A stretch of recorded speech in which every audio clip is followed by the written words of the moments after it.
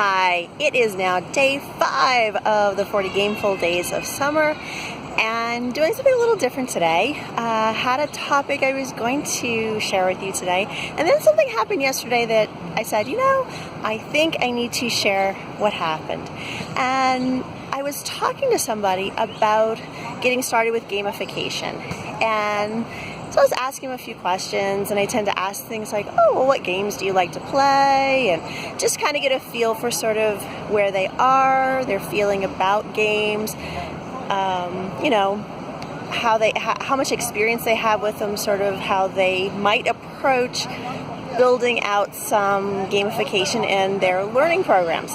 And a lot of times unfortunately I get this sort of blank stare, and they're like, I don't really play games. I don't really like to play games. I haven't played games since I was a kid. So whatever their answer is, but when they're telling me that they're not in some sort of way interested in games, I always feel like they're going to have a much greater struggle in developing something that's going to be really authentic and engaging for the learners. And so what happened was I ended up tweeting something to the effect of that I felt like if you tried to build gamification without playing games, or at least wanting to experience playing games, that was kind of like saying you were going to design a new car but you'd never driven one.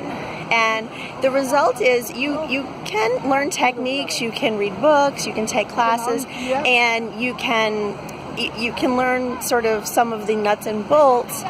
But to use the car analogy, I was like, you might make something that can roll down the road.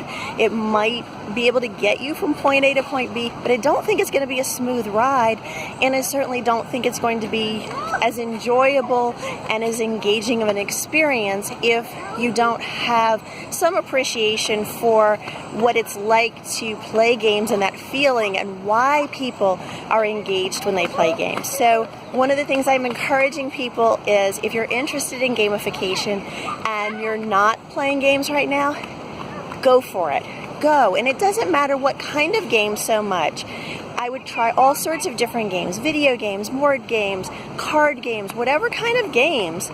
But it's to have that experience and to sort of get yourself into a gameful mindset, and you'll start to see things in a slightly different way. And then you'll be able to start drawing out those elements that you go, that kind of ties to instructional design, or that's something I could tie to my learning objectives. And it makes it much more effective. It makes it more authentic, more holistic, if you want to use that word. So I really encourage you to try that. If you'd like more information or some suggestions, I actually have some questions that you could use to help yourself sort of get started as you're playing games, questions you could keep in the back of your mind.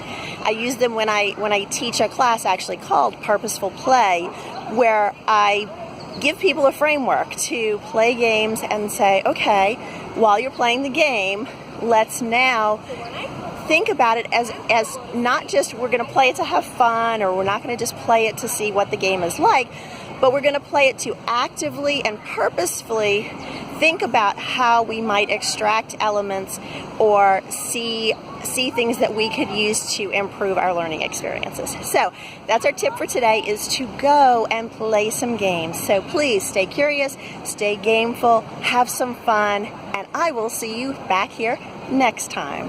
Bye now.